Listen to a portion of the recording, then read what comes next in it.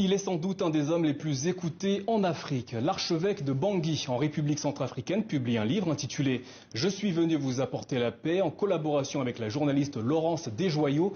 Un livre dans lequel il revient sur son parcours, mais aussi son inlassable engagement pour la paix et la réconciliation entre Centrafricains.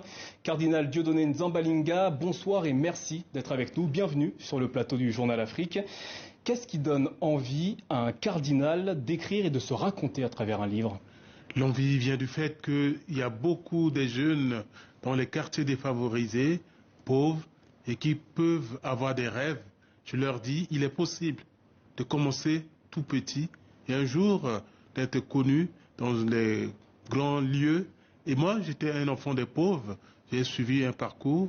Maintenant, je suis à un service parmi ceux qui ont une grande responsabilité. Donc je renvoie la perche, renvoie l'ascenseur. Vous avez vu le jour en 1967 au sein d'une famille dirigée par un père catholique et une mère protestante. Quelles valeurs vous ont-ils transmis ? Ce sont les valeurs de compréhension, de respect et surtout de l'estime de l'autre. Pas de bagarre au niveau des religions, mais on peut ensemble travailler, on peut ensemble avancer dans la même direction. J'ai vu la maman, le papa aussi, les deux travailler ensemble et se respecter. Moi, je garde ces valeurs-là comme essentielles en moi. Le 19 mai 2012, vous êtes nommé par le pape Benoît XVI archevêque de l'archidiocèse de Bangui en Centrafrique. Envisagez-vous un jour une telle nomination ? Moi, je n'envisageais pas. Moi, j'étais un simple prêtre venu de France pour travailler avec les autres. J'ai continué. Vous savez, c'est un appel. Un appel, c'est un don. C'est quelqu'un qui pense, Dieu qui pense à travers les responsables à toi et qui t'appelle pour une mission. Et moi, j'ai reçu cet appel-là et je me suis rendu disponible pour le service. Parce que pour moi, être évêque, c'est être serviteur de mes frères et de mes sœurs. Votre ouvrage débute le dimanche 24 mars 2013, le jour de la fête des rameaux. Les rebelles de la Séléka sont à l'entrée de la capitale Bangui. Toutefois, vous décidez de rester dans l'archevêché. À ce moment, quel sentiment s'exprimait en vous ? Le sentiment qui habite, c'est que je suis pasteur. Un pasteur, ce n'est pas un mercenaire qui fuit pour laisser le troupeau. Moi, je reste et je suis prêt à donner ma vie parce que je me suis engagé à donner ma vie et je reste là pour pouvoir témoigner, pouvoir dire à tous ceux qui pourraient arriver que je suis dans le bateau et non en dehors de ce bateau. Vous racontez également dans cet ouvrage la façon avec laquelle l'ambassade de France vous a contacté. Que vous ont-ils demandé ? Bon, on me demande parfois aussi, est-ce que je ne veux pas quitter ou est-ce que je peux me mettre à l'abri ? Ou bien encore, ma vie est en danger. Mais je le dis simplement, comme j'ai donné ma vie, je suis prêt à l'offrir. Et comme Dieu continue toujours à protéger, je suis encore vivant. Donc, des propositions de sollicitation, je les ai entendues. Mais moi, je fais confiance au Seigneur et je continue ma mission.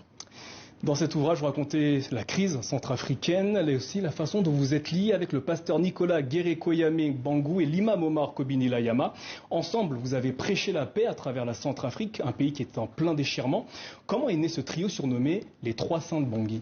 Ce trio est né 5 jours après le déclenchement de la crise dans le nord, plus précisément en Délé. Du 10 au 15, nous avons décidé de nous mettre ensemble car nous avons entendu qu'on s'en prenait à des pasteurs, à des religieux, et nous avons dit, jamais dans notre pays, notre histoire, nous avons eu des divisions ou encore des séparations au niveau des religions. Nous devons plutôt travailler pour la coexistence et nous nous sommes mis ensemble pour dire, ensemble, comme un seul homme, nous allons dire non à la violence, non à l'instrumentalisation de la religion.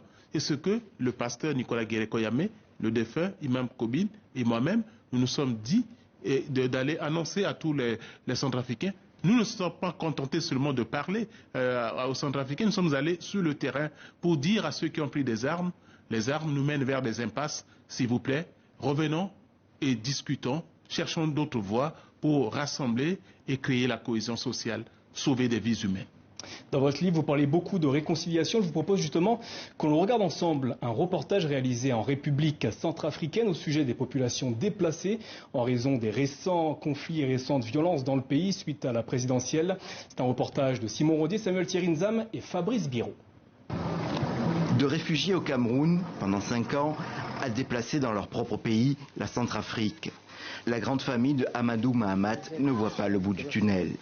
Rapatriés en novembre dernier, ils ont fui devant l'attaque des rebelles de la CPC et les voici maintenant abrités à Gomoko, un village à 50 km de Bangui, vivant de la charité des habitants. Le gros problème ici est que nous n'avons pas de champs, pas de moyens. C'est cela notre souffrance. Merci à cette population et à leur chef pour l'accueil. Amadou Mahamat a 4 femmes, plusieurs enfants et de nombreux petits-enfants. Une vingtaine de personnes à sa charge et si peu pour les nourrir. Tous les jours, les jeunes vont au marché au bétail voisin. Ils tentent d'y gagner un peu d'argent, jamais assez. Il serait ainsi 10 familles, quelques 70 personnes dans ce petit village qui n'arrivent plus à les nourrir. Désormais, le chef du village appelle à l'aide. Je suis le père de cette communauté qui est arrivée ici. Ma population et moi, nous les avons accueillis. Nous leur apportons assistance et nous sommes à bout de force. Je demande aux autorités de venir nous aider jusqu'à ce qu'ils se sentent autonomes. Mais le pouvoir des autorités est limité en Centrafrique, un pays en guerre civile depuis 8 ans. L'économie est exsangue et de larges pans du territoire sont sous le contrôle de groupes armés. Les récentes attaques de la coalition rebelle CPC sont venues encore plus dégrader les conditions de vie des Centrafricains, villageois comme déplacés. Cardinal Dieudonné Zapalinga, comment mettre fin aux rébellions et aux violences qu'elles génèrent dans votre pays?